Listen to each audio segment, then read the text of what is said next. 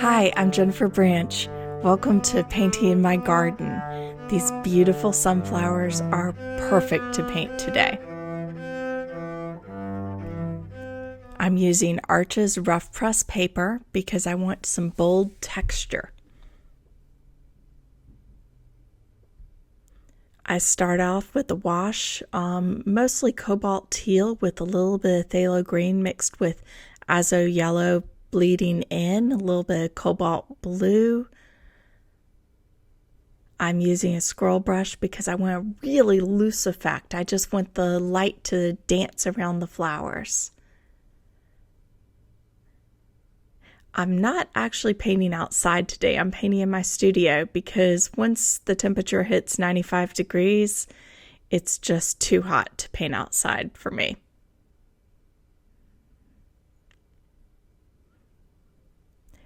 Leave a lot of whites when you do a wash like this. Just let your brush dance around and have fun with it, and don't try to cover it. You're not painting a wall, you're painting a painting. Lots of lights.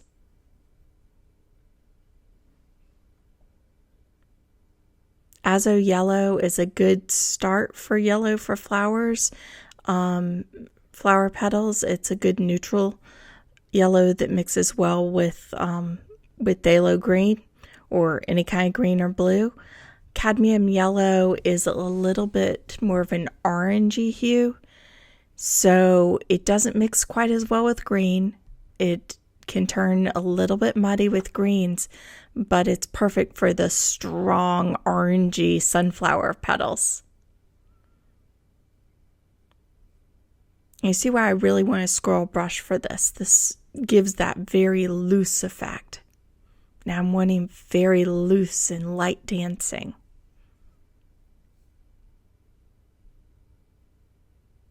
Just bleeding in some Quin Gold. And dashing around these shapes. It really doesn't matter. You want to leave lots of holes, just like you did in the background, and just let your brush dance around and play with these shapes. You want to know where your light's coming from and leave kind of a sunlight glow around that area, but everywhere else you're going to be slightly darker, and you want to bleed all the shadows into the very colorful areas, because strong bright sunflowers on a sunny day on a sunflower, it's going to get very harsh lighting. When you feel like loosening things up a little bit, just flick some water or some paint over it, loosens it right up. Now, I'll tell you a secret. The first time I did this painting, when I was doing the sketches for this, I love that really dark, rich background. I live in a clearing surrounded by trees, and the deep darks in the woods. Oh, I wanted to paint those, the rich darks and then the light sunflowers. And frankly, it ended up looking like a child's poster cutout. So on the final, I ended up blurring things a little bit and lightening up the background. Sometimes a subject just can't take that harsh, dark, strong contrast background. I mean, it looked good. It looked like a good sunflower, but it wasn't subtle at all.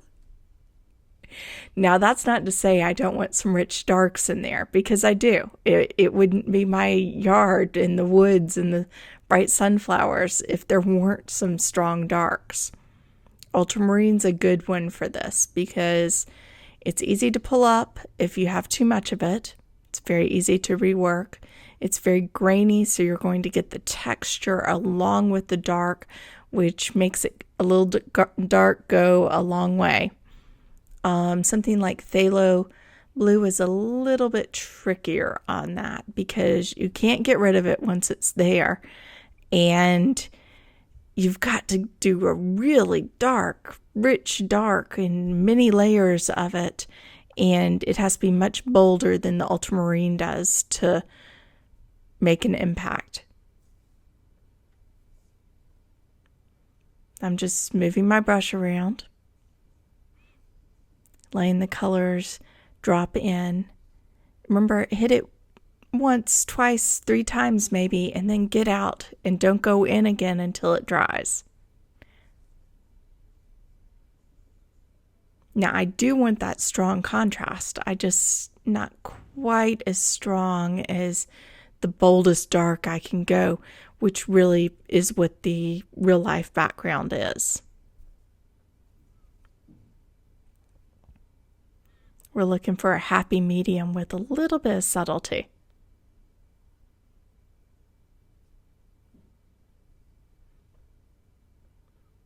Just letting the colors bleed in. And if you hit it with 3 colors tops and you're not fussing around in there, you're not going to get mud. Notice that I have put plenty of pigment with the colors as well. That's another way to avoid getting mud. No wimpy pigments.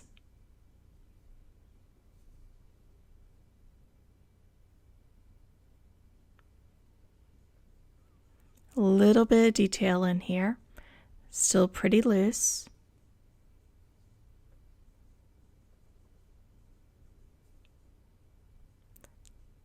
A couple more washes and some color bled in.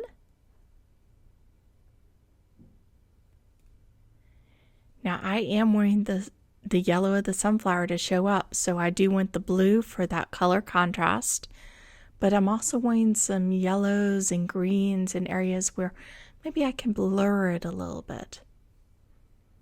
The Ultramarine Pink, really a purple, is going to be a good contrast. Yellow, purple, opposites.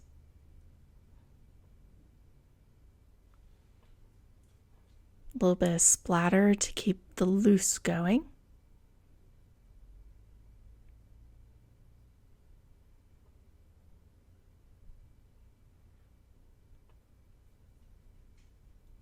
Whenever I see the sunflower, this is the end of the first wash, so you can see how much it changes with each wash.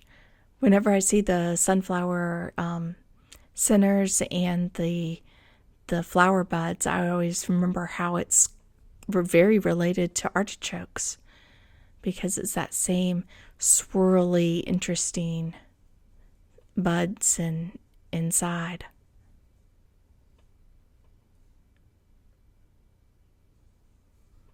Now the yellow I'm being very delicate with. I don't want too much yellow, but I don't want stark white either. So that is the stage where you can really mess up. So take your time. If it takes a couple layers, yellow is not something that looks bad in a couple layers. Always look at what you're painting, even if it's a photo. And trust me, a photo's better when it's this hot outside. Though I did do some on-location sketching, since it's my backyard. Something like the Cadmium Red, I like having it bleed in. I've changed brushes because I'm starting to get a little bit more detailed, a little bit more precise work. I like the Cadmium Red bleeding in, but I want to make sure that it doesn't bleed too much in the petals, or they're not yellow anymore, they're orange. So we want some orange-ish areas, but it still needs to be a yellow sunflower. That's what this painting's about. Just a beautiful day, bright, happy flower. There's something to be said for simple.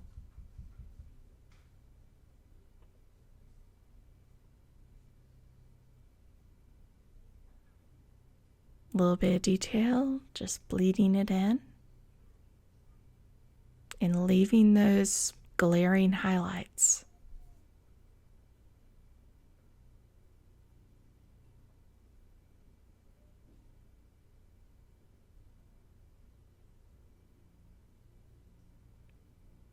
bleeding a little bit where the shadows are, because remember, I want all the shadows to bleed together. This is a very loose painting, so no real sharp edges.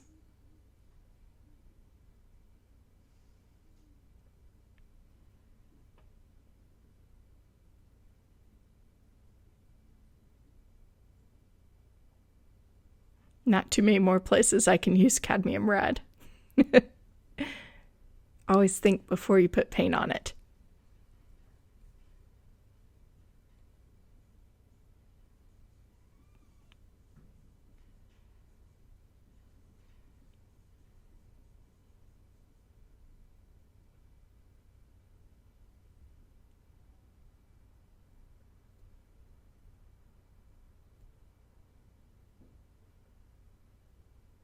And notice that the petals are very curved, so there's going to be highlights and there's also going to be shadows.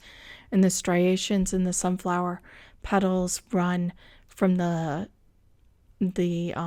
inside to the outside. They're not across like a veins on a leaf. Well, it kind of depends on veins on a leaf too. So notice what direction different features are going in and let your brush move along those directions. Some nice strong darks, but just little dancing darks. Nothing too much. This is movement and it's swaying in the wind and very relaxed. I don't want to outline anything too much, but I do want it to show up too.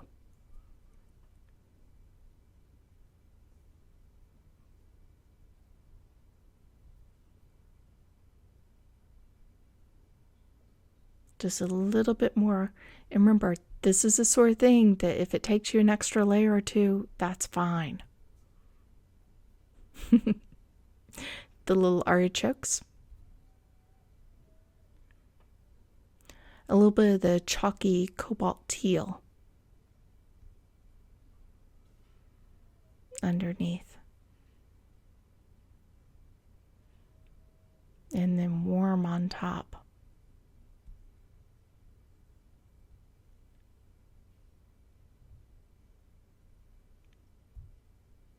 Loosen it up a little bit.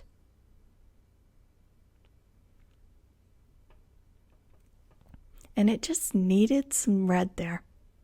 It wasn't working without it. Now it works.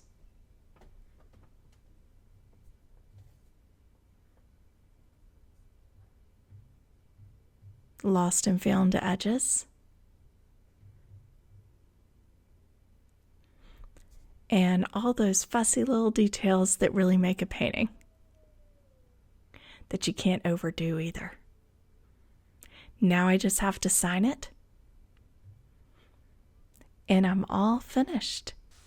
I hope you enjoyed visiting my garden and painting a beautiful, happy sunflower. I love easy, simple pieces like this that just bring a smile to everyone's face. For more videos, please check out my YouTube website. If you like this one, please subscribe. And happy painting!